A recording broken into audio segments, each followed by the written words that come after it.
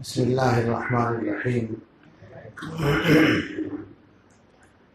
الحمد لله نحمده ونستعينه ونستغفره ونؤمن به ونتوكل عليه ونعوذ بالله من شرور أنفسنا ومن سيئات أعمالنا. من يهده الله فلا مضل له ومن يضلله فلا هادي له، ونشهد أن لا إله إلا الله وحده لا شريك له، ونشهد أن سيدنا ونبينا ومولانا محمدا عبده ورسوله صلى الله تعالى عليه وعلى آله وأصحابه وبارك وسلم تسليما كثيرا. أما بعد، فأعوذ بالله من الشيطان الرجيم. بسم الله الرحمن الرحيم. صبغة الله ومن أحسن من الله صبغة ونحن له عابدون. صدق الله العظيم. قال رسول الله صلى الله عليه وسلم: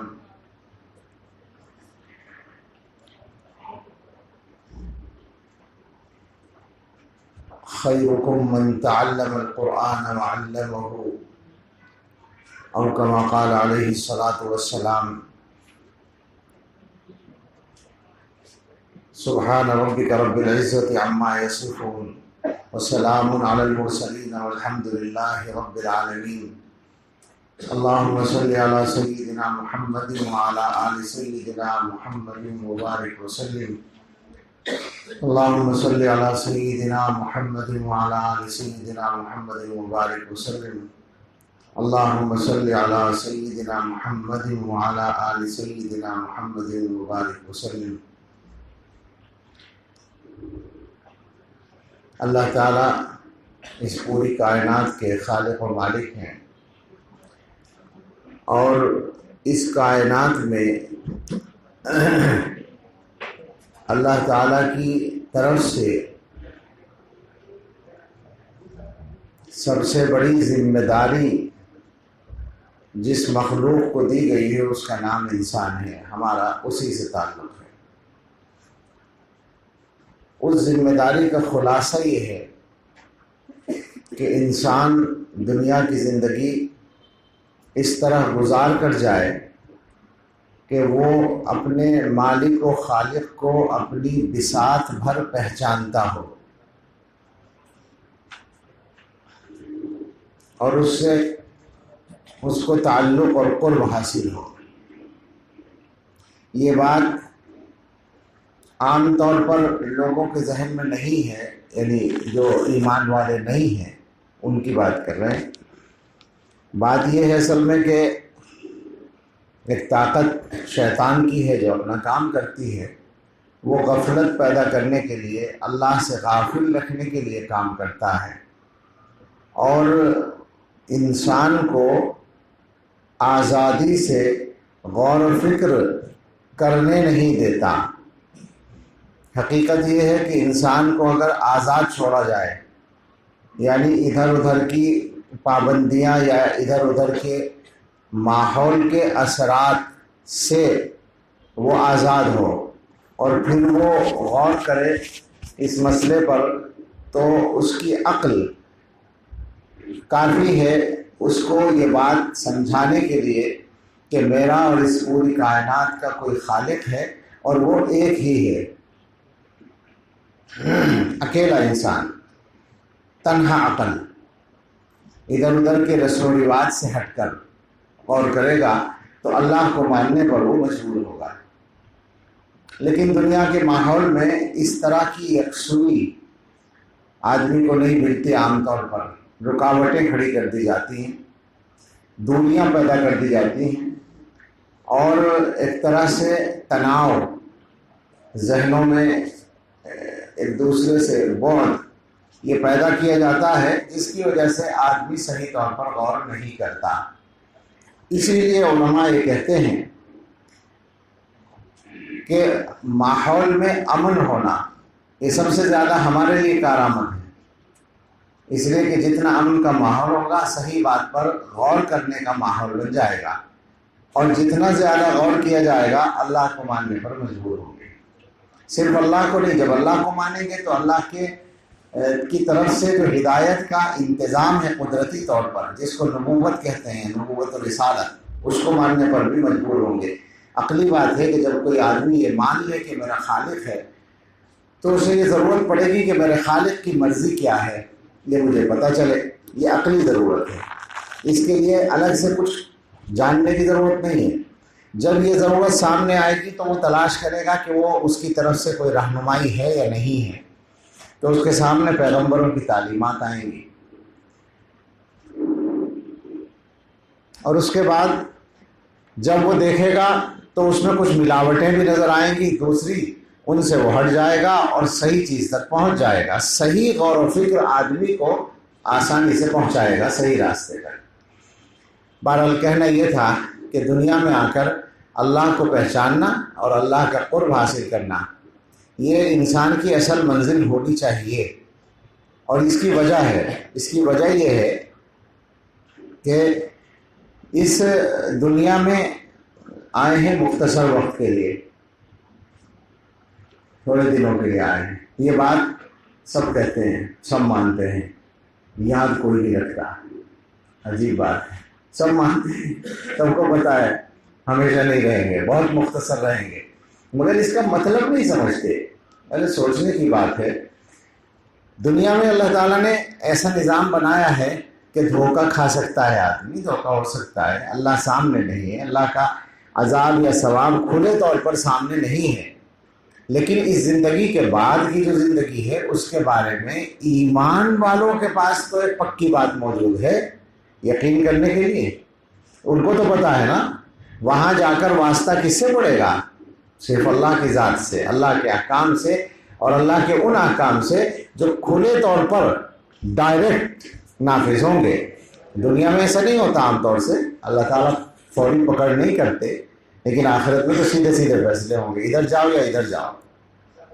تو جب وہاں اس طرح کی صورتحال سامنے آنے والی ہے تو پہلے ہی سے اگر اللہ سے آدمی کو قرب حاصل ہو، تعلق حاصل ہو، مناسبت ہو تو آسانی ہو جائے گی، جنت میں جانا مشکل نہیں رہے گا، اور دوری ہوگی تو جنت میں جانا مشکل ہوگا۔ یہ ہے خلاصہ۔ اس قرب کے حاصل کرنے کے لیے جو اللہ نے ذریعے دیے ہیں ہمیں، ہر چیز کا کوئی نہ کوئی ذریعہ ہوتا ہے، آلہ ہوتا ہے، کیا کہتے ہیں اس کو، ٹول ہے نا، اور ٹول ہوتا ہے۔ تو وہ جو دیے ہیں اللہ تعالیٰ نے دنیا کے اندر، ان میں سب سے بڑا ذریعہ یا بلکہ یوں کہیے سب سے مضبوط ذریعہ قرآن کریم ہے، اللہ تعالیٰ کے قرب کا۔ بس یہ خلاصہ ہے۔ قرآن کریم سے آپ جتنا اپنا رشتہ مضبوط کر لیں اتنا زیادہ قرآن کریم کو، اللہ کے قرب کو حاصل کر لیں۔ وہ حدیث ہم بار بار پڑھتے ہیں کہ اِنَّ لِلَّهِ أَهْلِينَ مِنَ النَّاسِ، انسانوں میں کچھ لوگ اللہ تعالیٰ کے قریبی ہوتے ہیں۔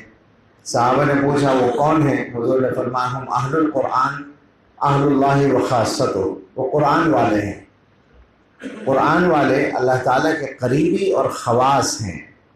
تو مسلمانوں کے پاس تو کم سے کم یہ موقع ہے کہ مسلمان قرآن والے بن جائیں۔ بنا بھی رکھا ہے اللہ نے ایک اعتبار سے، اس لیے کہ ایمان دیا ہے قرآن پر۔ قرآن کریم کی مشہور آیت ہے ثم اورثنا الکتاب الذین اصطفینا من عبادنا فمنهم ظالم لنفسه ومنهم مقتصد ومنهم سابق بالخیرات باذن اللہ۔ پہلا جو ٹکڑا ہے، پھر ہم نے کتاب کا وارث بنایا اپنے ان بندوں کو جنہیں ہم نے چن لیا، منتخب کر لیا۔ کتاب کا وارث، کتاب سے مراد تو قرآن ہے، وارث بنانے سے کیا مراد ہے؟ اس کی تفسیریں کئی منقول ہیں۔ ایک تفسیر یہ ہے کہ اس سے علم والے مراد ہیں جن کے پاس قرآن کا علم ہے، لیکن ایک تفسیر یہ بھی ہے کہ اس سے سارے مسلمان مراد ہیں۔ سارے مسلمان کتاب کے وارث ہیں، اس لیے کہ وہ کتاب پر ایمان رکھتے ہیں۔ تو اللہ تعالیٰ کی طرف سے وارث بنایا گیا کتاب کا ان بندوں کو جنہیں منتخب کیا، اور اس سے مراد لے رہے ہیں سارے مسلمان۔ تو اس کا مطلب یہ ہے کہ سارے مسلمان منتخب ہیں، گویا کہ ایمان کے لیے بھی انتخاب ہوتا ہے۔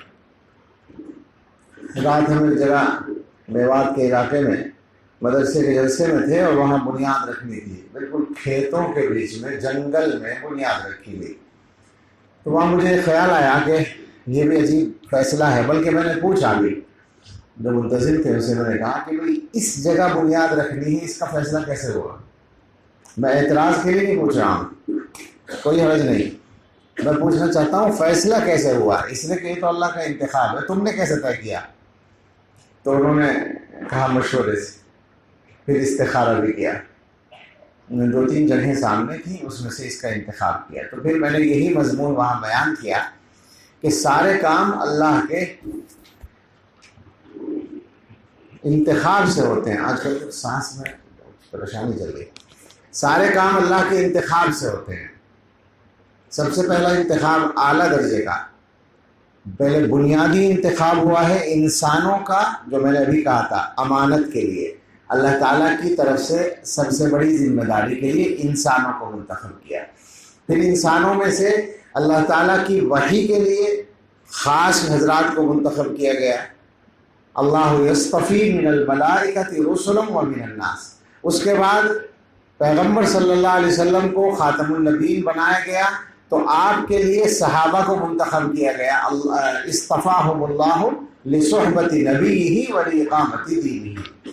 صحابہ کو اللہ نے منتخب کیا اپنے نبی کی صحبت کے لیے اور اپنے دین کی اقامت کے لیے۔ اس کے بعد ایک انتخاب یہ ہے جو سارے مسلمانوں کا ہے، ایک انتخاب وہ ہے جو علماء اور حفاظ و قراء کا ہے، اور اسی طرح سے جس طرح انسانوں میں یہ سب انتخاب ہوتے ہیں، اسی طرح سے زمین کے حصوں کا بھی انتخاب ہوتا ہے۔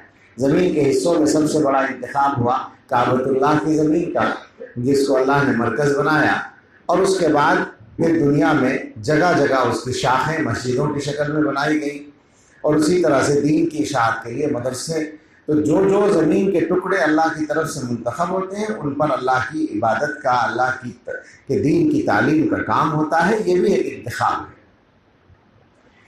تو ہم سب خاص طور سے اس میں سے ہمارے حصے کا جو براہ راست جو مضمون ہے وہ یہ ہے کہ اللہ تعالیٰ کا قرب حاصل کرنا یہ اصل منزل ہے، اور اس قرب کے حاصل کرنے کا سب سے بڑا ذریعہ قرآن کریم ہے۔ لہذا قرآن پڑھنا ہے، قرآن پڑھنا ہے لفظوں کی شکل میں بھی، یعنی قرآن کے الفاظ کو پڑھنے کا طریقہ سیکھنا ہے۔ ہر مسلمان کو قرآن پڑھنے والا ہونا چاہیے۔ پھر قرآن پڑھنے کا ایک مفہوم یہ ہے کہ قرآن کو سمجھنا بھی ہے، قرآن میں کیا کہا جا رہا ہے اس کو جاننا ہے، اور ان دونوں کاموں کا اصل مقصد عمل کرنا ہے۔ تو اللہ تعالیٰ کے قرب کی اصل جو منزل ہے وہ تو پورے عمل سے آتی ہے، لیکن عمل کرنے میں ایک عمل یہ بھی ہوتا ہے کہ قرآن کے الفاظ کی تلاوت کی جائے، وہ مزید قرب کا ذریعہ بن جاتی ہے۔ اور اس کی وجہ بالکل عقلی ہے کہ قرآن اللہ کا کلام ہے۔ ہم جب کلام اللہ بیٹھ کر پڑھتے ہیں تو ادھر سے ہم ہوتے ہیں اور ادھر سے اللہ تعالیٰ کا کلام ہماری زبانی سے ادا ہو رہا ہے، تو کلام تو وہ اللہ کا ہے نا، تو قرب ہو گیا نا۔ جیسے ہم کسی آدمی سے بات کرتے ہیں تو وہ آدمی ہمارے سامنے ہوتا ہے، اس سے ہمارا ایک کنیکشن ہوتا ہے۔ آج کل سامنے ہونا ضروری نہیں رہا، فون پر بات ہوتی ہے۔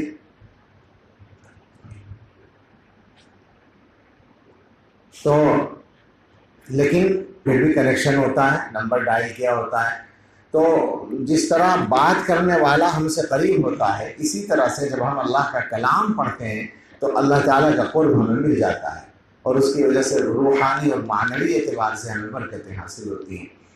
تو وہ لوگ جو اس ذمہ داری کو پورا کرنے کے لیے کوشش کرتے ہیں، محنت کرتے ہیں، وہ مبارکباد کے لائق ہیں۔ سارے مدرسے، سارے مکتب اور ان میں پڑھنے اور پڑھانے والے سارے لوگ بشارت کے مستحق ہیں۔ بشارت زبردستی کھینچ کھانچ کر نہیں لائی جا رہی ہے، بلکہ رسول اللہ صلی اللہ علیہ وسلم نے صراحت کے ساتھ فرمایا ہے۔ جو سارے مسلمانوں کو یاد ہے، ان سارے مسلمانوں کو جو جلسوں میں شریک ہوتے ہیں، مدرسوں کے جلسوں میں شریک ہوتے ہیں، ان سب کو یاد ہے وہ بشارت کہ خیرکم من تعلم القرآن وعلمہ۔ یہ بات سنتے رہتے ہیں، لیکن حقیقت یہ ہے کہ اس کی گہرائی پر نہیں جاتے، ورنہ بعض لوگ تو پریشان ہو جائیں کہ حضور یہ فرما رہے ہیں کہ تم میں سب سے اچھے وہ لوگ ہیں کہ قرآن سیکھیں اور سکھائیں، باقی سارے کام کرنے والے نمبر 2 پر ہیں۔ یہ تو مطلب نکلے گا نا، بھائی سب سے اچھے ہونے کا مطلب تو یہ ہوا نا کہ ان سے اچھا کوئی نہیں ہے، سب ان کے بعد ہے۔ تو قرآن سیکھنے والے اور قرآن سکھانے والے، بظاہر اس سے سمجھ میں آتا ہے کہ دونوں کام کریں، سیکھ کر رک نہ جائیں بلکہ آگے بھی بڑھیں، تو یہ خیر ہے، یعنی سب سے بہتر ہے۔ تو اس کا مطلب ہے کہ اور سب ان کے بعد ہیں۔ حضرت عثمان رضی اللہ تعالیٰ عنہ نے اس حدیث کو نقل کیا ہے، اور ان سے جن صاحب نے نقل کیا ہے تابعین میں سے، انہوں نے یہ حدیث سننے کے بعد یہی کام شروع کر دیا تھا، قرآن پڑھانے کا۔ مستقل وہ قرآن پڑھاتے تھے اور یہ حدیث نقل کرتے تھے، اور لوگوں سے کہتے تھے کہ ھذا الحدیث اقعدنی مقعدی ھذا، اسی حدیث نے مجھے یہاں بٹھایا ہے۔ اور اتنی لمبی مدت اللہ نے توفیق دی کہ حضرت عثمان رضی اللہ عنہ کی خلافت کے زمانے سے پڑھانا شروع کیا تھا، اور جب حجاج ابن یوسف عراق کا گورنر تھا اس زمانے تک وہ پڑھاتے تھے، یعنی 50 سال یا اس سے بھی زیادہ انہوں نے قرآن کریم پڑھایا۔ تو یہ مبارکباد اس لیے ہے، بشارت اس لیے ہے، پڑھنے والوں کے لیے بھی اور پڑھانے والوں کے لیے بھی۔ ہم سب کو اس زمانے میں جو گویا توجہ کی ضرورت ہے، ہم سب سے یہ بات آج کل کہتے پھرتے ہیں کہ قرآن پڑھنا مسلمانوں کے یہاں جو اختیاری بنا ہوا ہے، یہ غلط بات ہے۔ نقصان کی بات یہ ہے، خطرناک بات یہ ہے کہ اس کو تو لازمی ہونا ہے نا، اللہ کی طرف سے لازمی ہے، اس لیے کہ اس کے بغیر نماز نہیں ہوتی، اس کے بغیر عبادت نہیں ہوتی، تو کیسے کام چل سکتا ہے مسلمان کا؟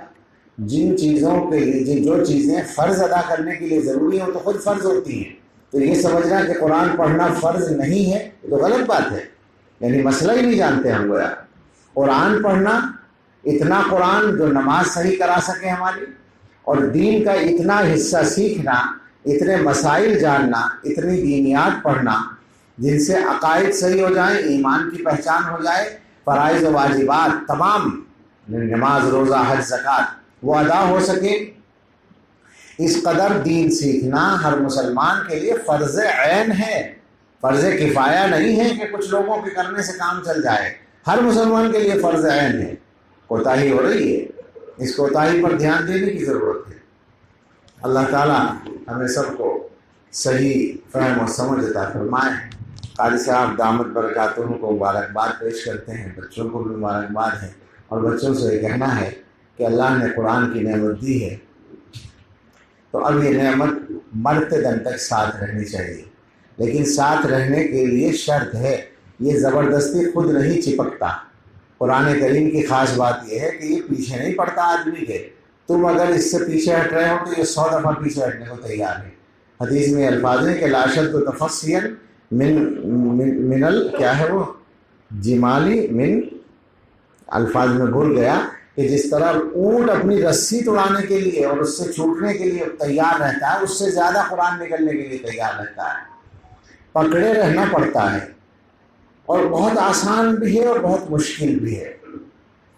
عمل کرنے کے لیے آسان ہے، روزانہ کرنے میں ارادہ جو کرنا پڑتا ہے، ہم لوگوں کے یہاں ارادوں کی جو کمزوری ہے، اس اعتبار سے مشکل ہے، ورنہ آسان ہے۔ ابھی سے یہ طے کر لو کہ ساری زندگی ہر دن ایک پارہ ضرور تلاوت کریں گے، بس کام چل جائے گا انشاءاللہ۔